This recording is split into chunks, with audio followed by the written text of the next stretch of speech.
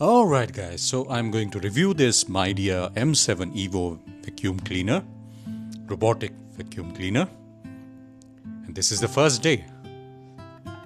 Let's see. So this is the smart home app which is going to connect to the vacuum cleaner and start mapping my home. So let's see how is it going to perform and if I witness any issues with the robotic vacuum cleaner Midea M7 Evo. If you haven't, please do like, share and subscribe to this channel. I'm creating a playlist to review this and many other devices, similar devices. So hopefully we can take this journey together. So I've started mapping. Let's see how does the vacuum cleaner maps. I'm trying to avoid most of the places where it can get obstructions or something. It is finding walls. It's climbing the carpet very easily, which is very good. So it has tangled itself with this wire, but it has been able to successfully untangle, which is good. So it doesn't understand this side stand. It keeps climbing on this stand. But yeah, the second time when it did, it was more intelligent. But it has cleaned it from inside the scooter, which is good. And it is intelligently cleaning it, cleaning the surface, knowing where exactly it has to go, where it has already cleaned, it's not going there. It is seeing where exactly it has to go.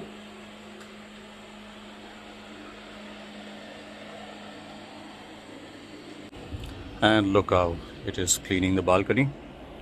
Look at the clean surface and the dirty surface. It's intelligently mapping and cleaning the balcony. And it continues to map and clean. Here it has left because these chairs were there. I had to move the chairs. I think the mop is dirty. I need to clean the mop.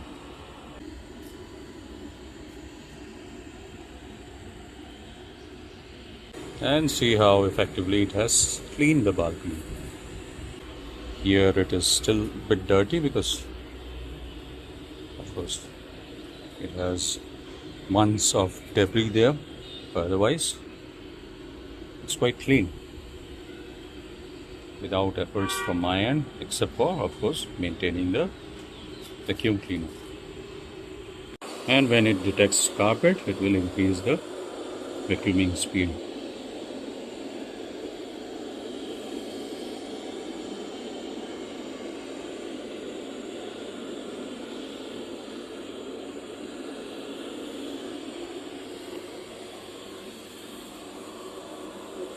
Now it has got stuck here and trying to untangle itself.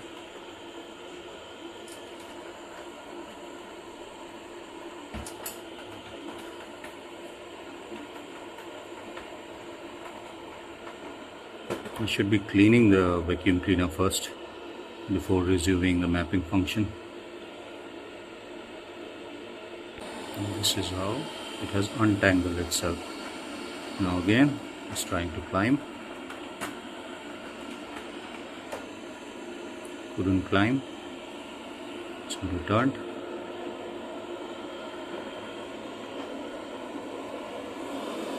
Now the robot is going back to charge.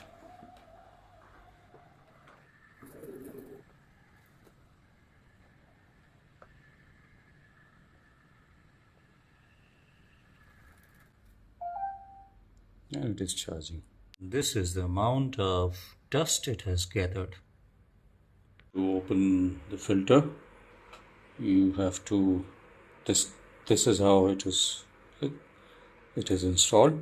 So after removing it, by pressing this center button, you have to press here and pull this bottom section apart to empty the dust.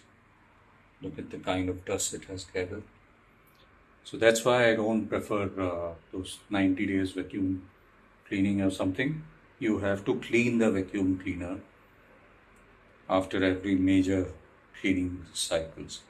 Otherwise, it can continue cleaning for several days or so. It depends upon how much cleaning it is doing.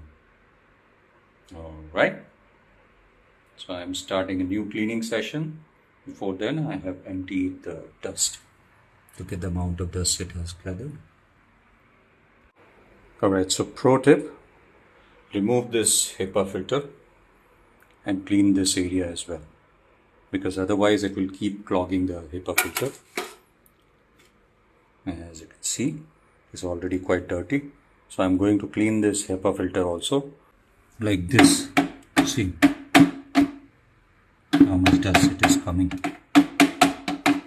So this is actually extending the life of HEPA filters. You can even blow them using a blower to remove the dust from them. This is a pro tip.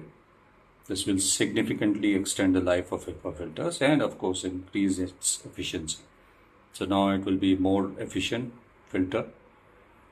Similarly, I'm going to clean this other filter before HEPA.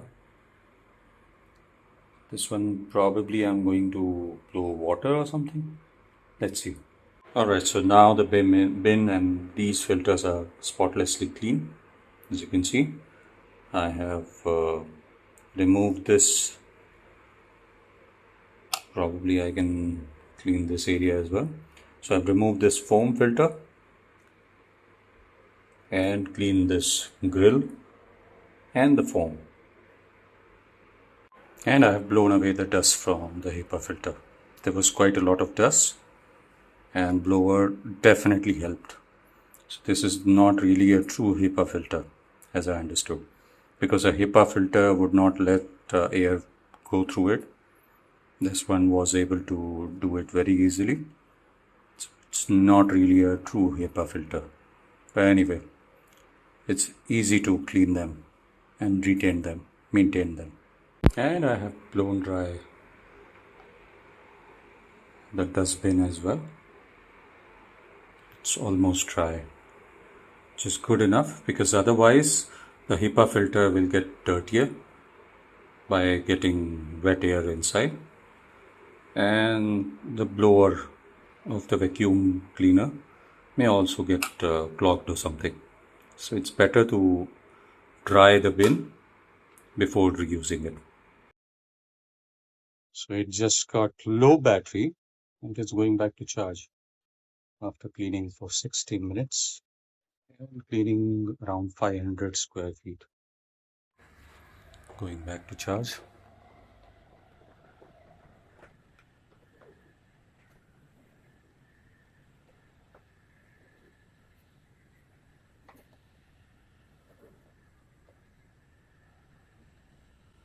Parking. More dirt even after cleaning for the second time. Quite a lot of dirt. So this time I have improvised and I have done just a dry cleaning of the bin and the filters. No wet cleaning. This is good enough. Trying to focus. Yeah, there you go. No wet cleaning, just dry cleaning. This is good enough. There's one more component which needs cleaning, which is this roller, which gathers all the lint, etc.